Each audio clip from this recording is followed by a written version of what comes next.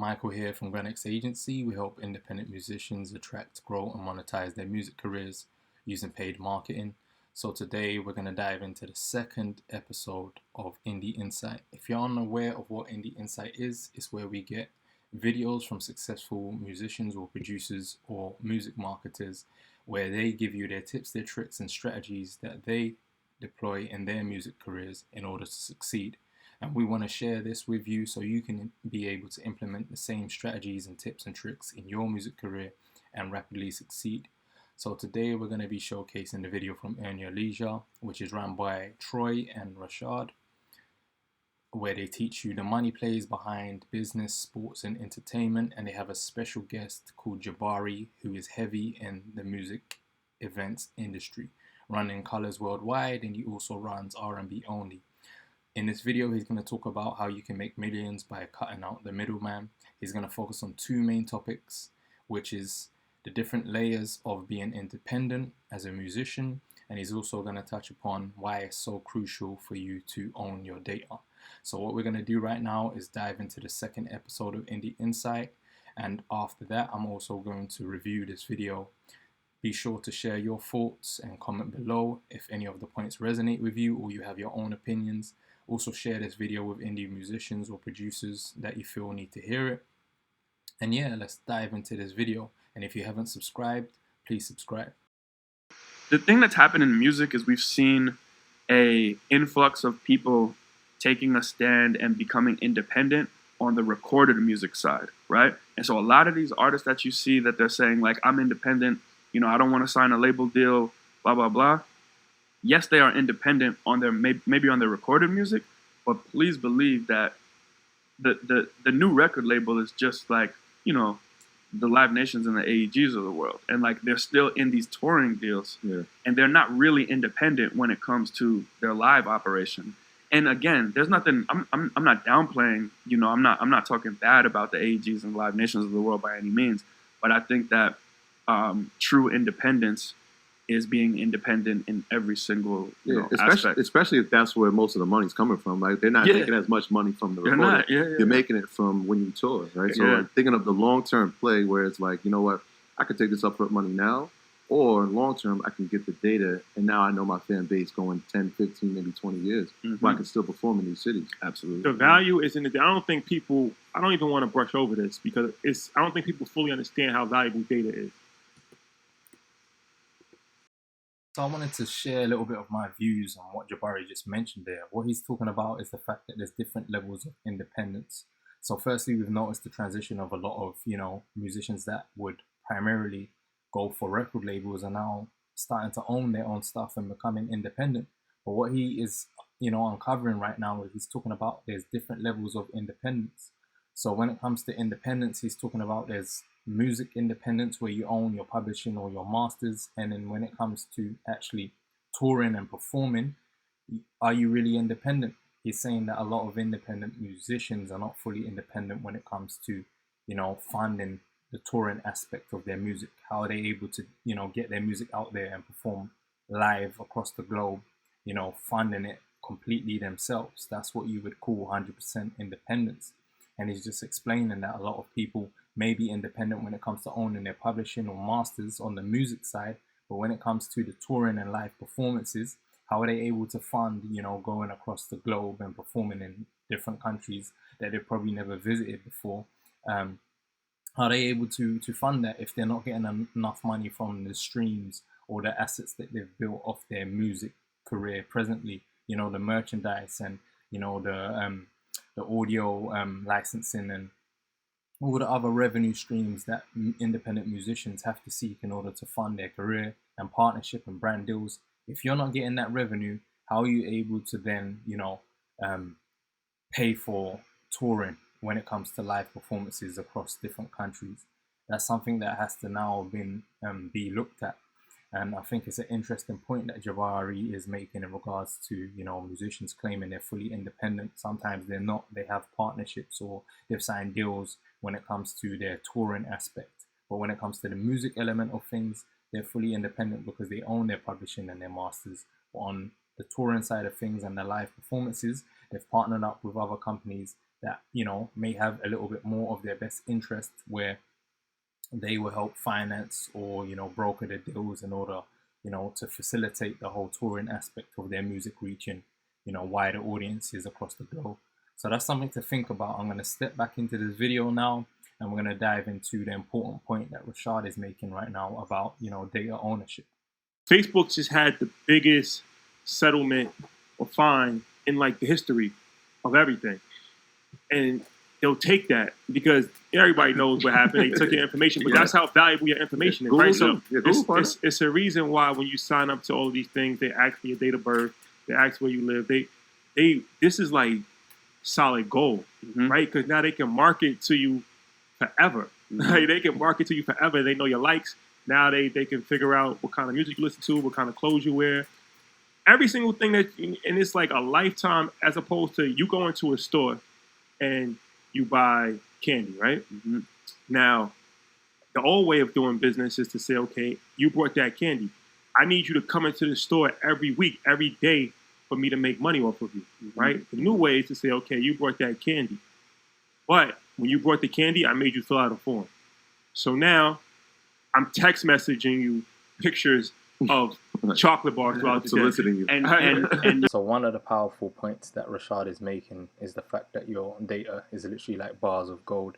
And the reason why he is saying that is because he talks about the example of Facebook, you know, being heavily fined because the fact that they misused a large amount of data and they were taking data that they shouldn't have been taking.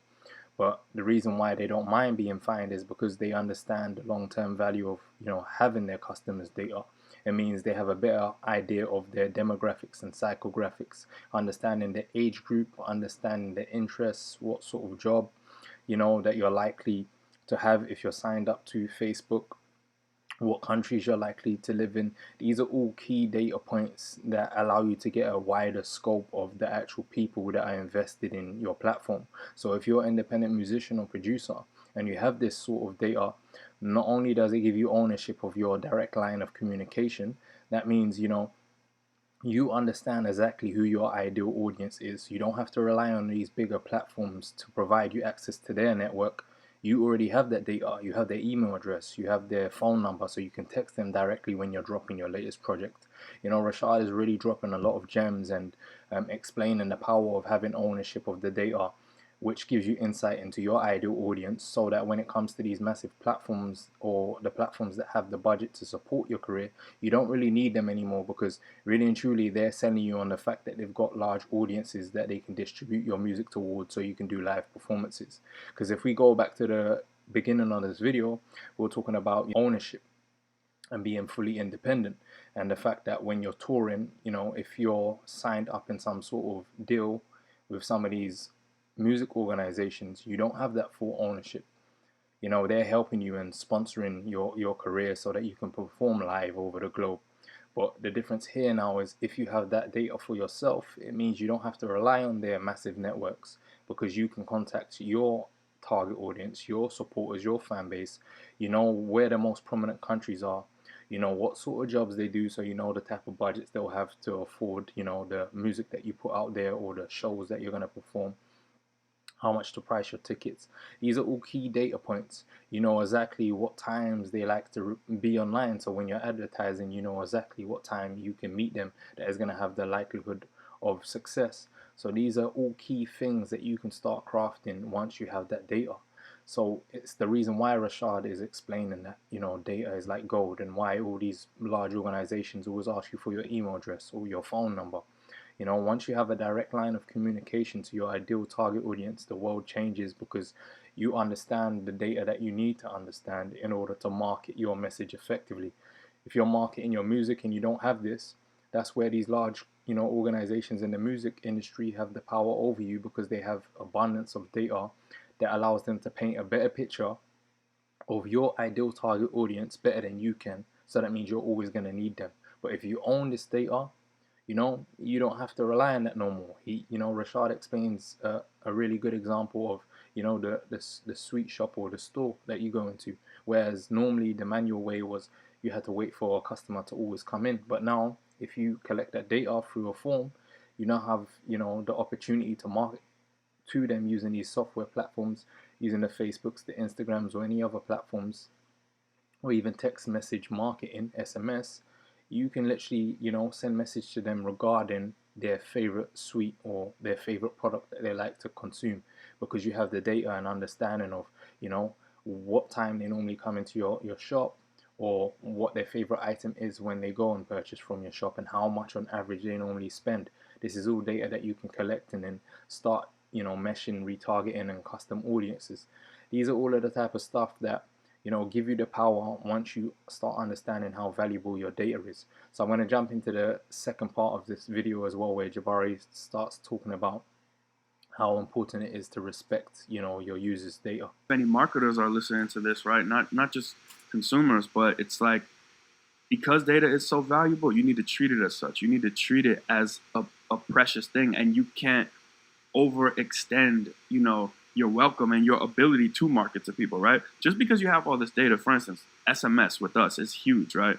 Like being able to text our fan base and let them know when tickets are on sale, that's a huge thing. But we don't send many text messages because it's intrusive, you know what I mean? And if you send a text message to people, too frequently, they will quickly unsubscribe from that, right? And the data that is so valuable and important will actually become meaningless if you abuse it. So, this is the thing that people need to understand. Like, while data is valuable, it's very important not to abuse that data. Yeah, and you don't have to guess. Because like I said, now you can reach out to people, and as opposed, they might not ever come back to your candy store, but that doesn't mean they can't buy candy, right? They don't have to physically be there. Now they can order it over the mail, or they can order it online. They can do a lot of different things. So this is why data is so important.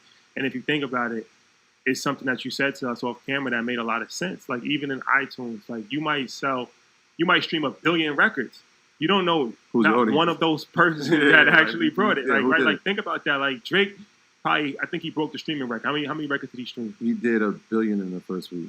How many of those people does he actually have relationships with? Right. Yeah. Right. That's 1 billion. Like that's crazy, right? J. Cole today using computers, right? Faking these streams. Yeah.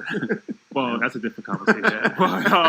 but so it's like, I would rather actually have 1 million people or 100,000 people's information, absolutely, than 100 million people I don't know. It's the same thing, right, with us, right? Like, I'm not gonna share our how many emails and phone numbers we have, right? Yeah. But I will say, it's multiple times how many followers we have on Instagram. That means more. Way more. Way more.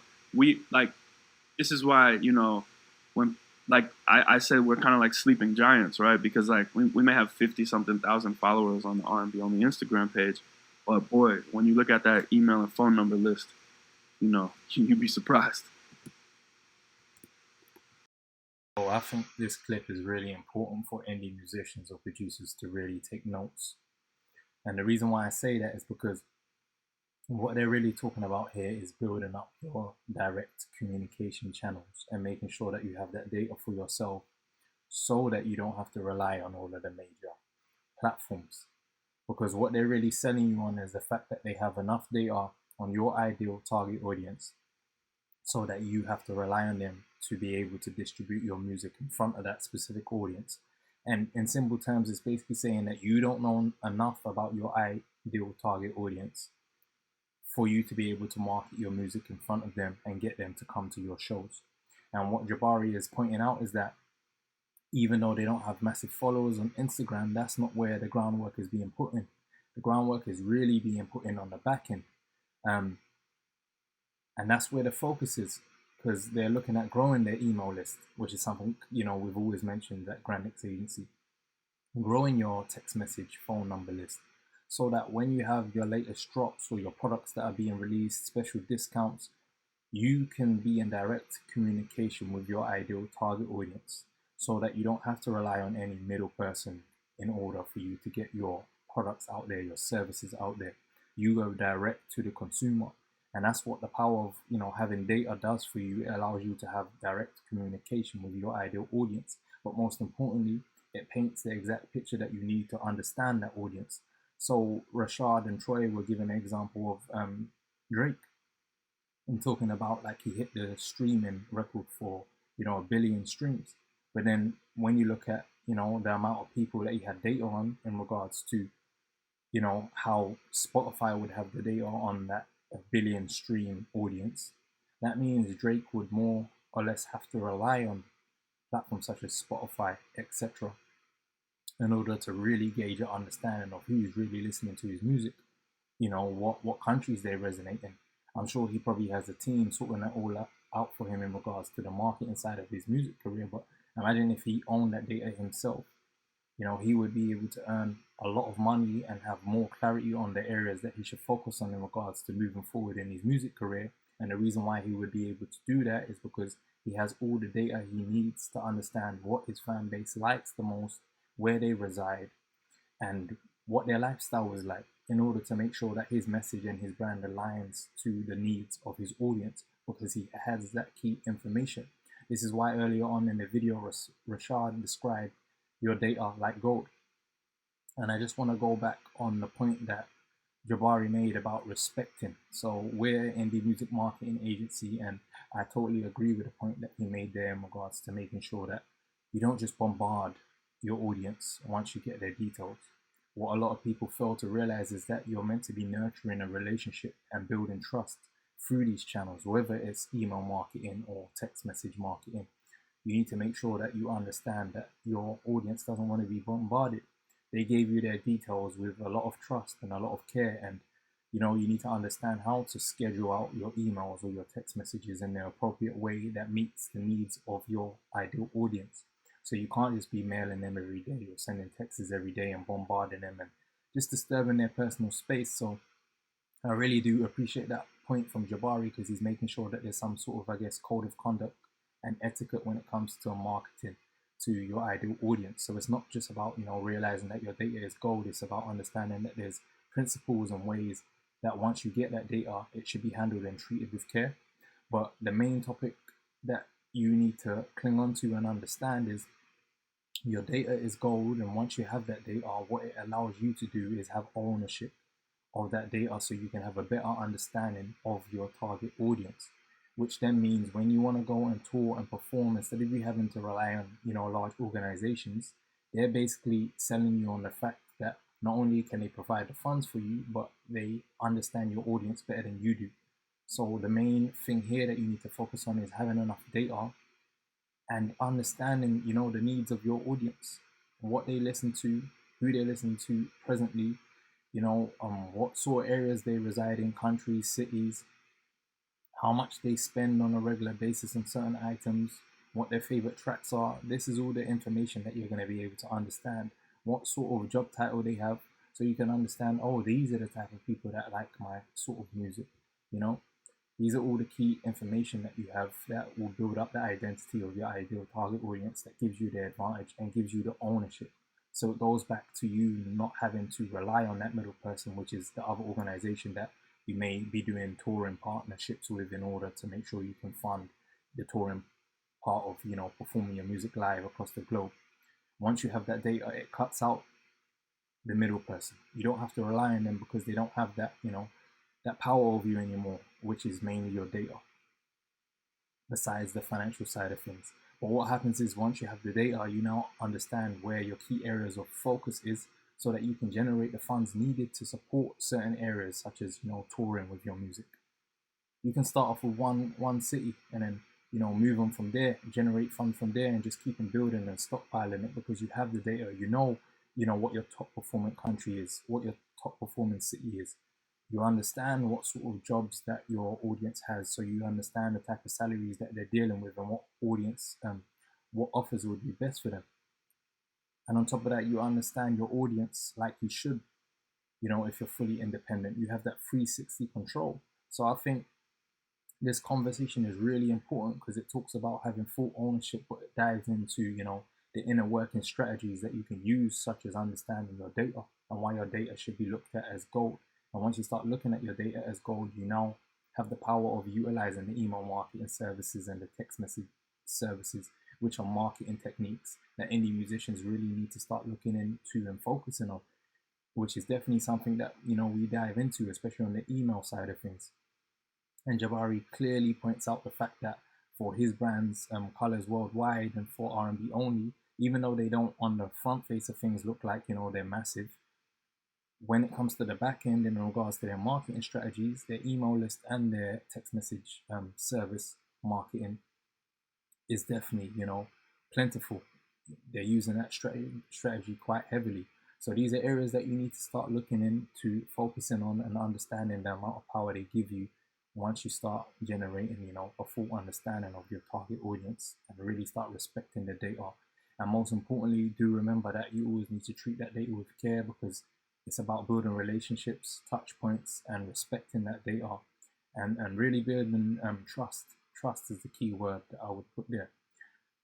So I'm going to end this video. If you got any value from this video, be sure to share it with an indie musician or producer, and make sure you share your thoughts on this video, any points that you agree with or disagree with. At the end of the day, this is a community. We're here to educate each other and grow together. And I'll be sure to see you guys on the next episode of Indie Insights.